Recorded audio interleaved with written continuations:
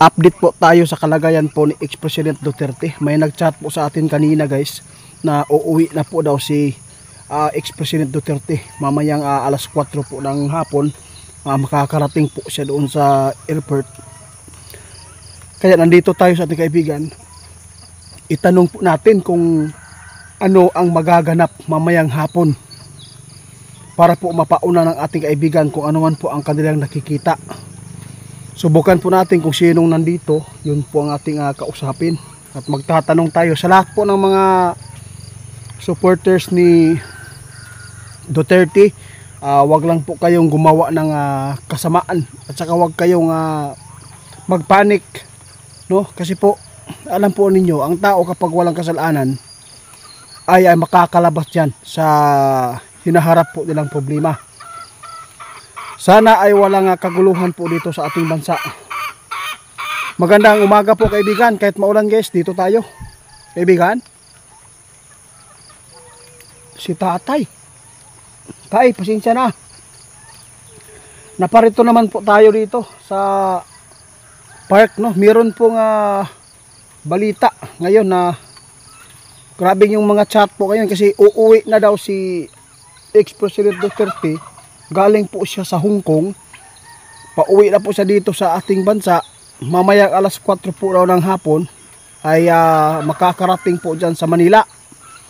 Maraming nagpatanong nito kung ano po ba ang mangyayari po mamaya doon sa airport na sinasabi po nila na inaabangan po daw at saka marami na po daw mga kapulisan. Sa lahat po ng mga supporters ng Duterte, no, sabi ng ating kaibigan, maging matatag kayo, no? Wag lang kayo gumawa ng hakbang na hindi po maganda sa batas dahil po dapat po talaga hindi po talaga tayo maglusob agad at magpanik kasi matalino ang Duterte. Kasi po maraming nag-alala po dito kaibigan dahil po ay baka po daw ito ay madugo nga mangyayaring mamayang hapon, no? Kasi nakita ng ating mga subscriber sa mga social media ay uuwi po talaga si ex-president. Kaya natakot sila baka po magkaputukan po doon sa airport. Ano po ba ang update po na makikita ninyo kung sakali man? Ano po ba mga vision po na nakikita po niyo kaibigan?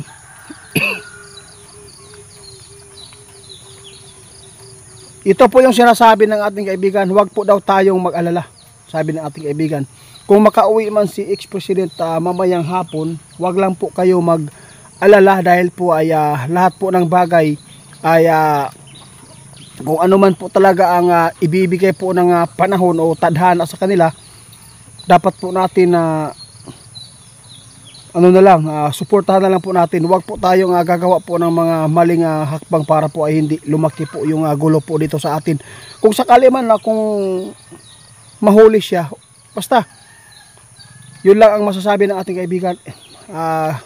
Ipagpatuloy pa rin natin na ang ating mga pagmamahal sa bawat Pilipino. Huwag po tayong magkampihan kung ano man po talaga ang mga nararapat po na gawin po natin para hindi po tayo mapapahamak dito sa ating bansa. Kasi mahirap po talaga kapwa natin Pilipino magpatayan. Sana po ay wala pong kaguluhan mamayang hapon, kaibigan. Oo, marami pong nagtataka po kaibigan kasi bakit po daw napakarami po daw yung kapulisan. Ito po yung nakita ng ating kaibigan, no?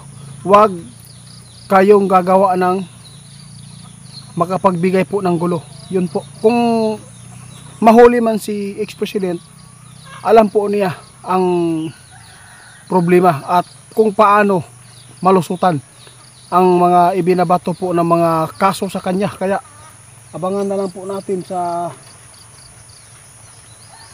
susunod guys i-update po namin lagi sa inyo. Mamayang hapon maghintay na lang po tayo kung sakaling ano mga mangyari po dito sa pag-uwi ni ex-president. Sana ipagdasal po natin na sana ay walang madugong pangyayari dito para po ay patuloy po tayo sa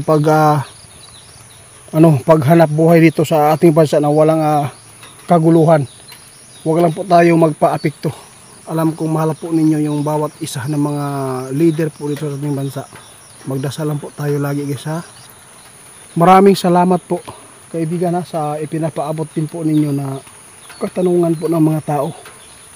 Kung ano man po ang mangyayari dito sa mundo guys o dito sa ating bansa, ito po ay ipinapasya ng Panginoon.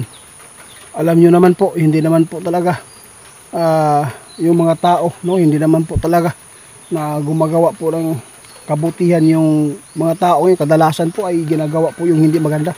Kaya ito po yung naaani. Kapag meron kayong itinatanim na hindi maganda, yun po talaga din ang aanihin. Kaya alam natin na maraming masasaktan po ng mga supporters. Kaya wag lang po tayong maggawa ng mga hakbang na hindi po maganda para hindi po madugo ang mga mangyayari sa ating bansa. Sayang, Pilipino po tayo. Na dapat sana ay hindi po tayo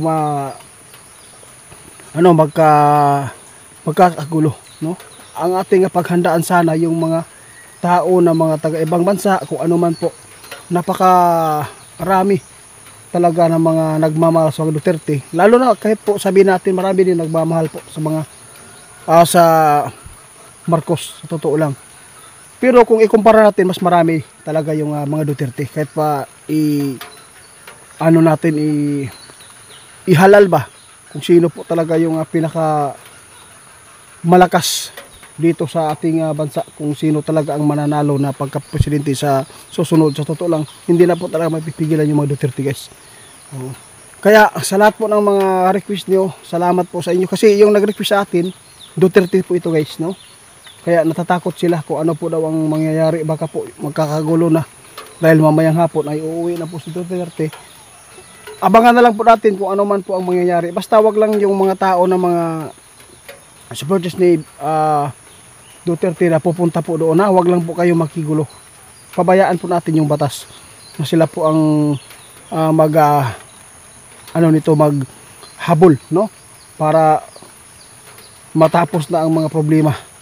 Kasi kapag ito ay mahuli, wala lang problema. Tapos alam na po lang mga Duterte kung ano pong dapat po nilang gawin kasi matalino eh. Kaya salamat po kaibigan, kami po ay nagpapasalamat sa inyo, sa inyong suporta, lalo na po sa inyong suporta sa aming mga followers, subscriber na nagtatanong sa inyo, lagi po kayong nandito at nandyan. Salamat, mag-ingat lang po tayo lagi kaibigan. Kung ano man po ang mga problema na makikita po yung mga impormasyon dito sa mundo namin, pwede po, itawagan mo lang ako lagi ha.